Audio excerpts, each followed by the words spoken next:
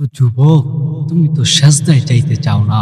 তুমি জানো না, যুবক যখন সেজদায় যায়, সেজদায় গিয়ে যখন বলে সুবহান রব্বিয়াল আলা, আল্লাহ বলে বান্দা তুই আমাকে পবিত্র বললি, তুই আমাকে পবিত্র বললি, তুই অপবিত্র থাকস কি করে? আল্লাহ বলে তুই আমাকে পবিত্র বললি, আমি রব তোকে পবিত্র বানায় দিলাম। তুমি ভাবো আমি সেজদা দিব, তুমি চলো, কিন্তু আল্লাহ বলে আমি আল্লাহ যদি তোকে না চালাই, তোর চলার এক বিন্দু শক্তি নাই।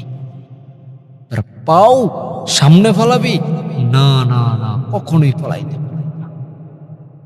তুমি কি দেখো না কত মানুষ ঘুমাইতে গিয়া মারা যায়? তুমি কি ভাবো না কত মানুষ ঘুমাইতে গিয়া মারা যায়? যে ব্যক্তি ঘুমাইতে গিয়া মারা যায়, ওই ব্যক্তি তো তোমার মতনই ছিল।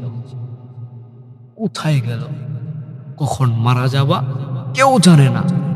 এরকম এক সকাল তোমারও আসবে, আমারও আসবে, প্রত্যেকের জন্য আসবে, যে আজকে ঘুমাইবা তো তুমি কালকে সকালে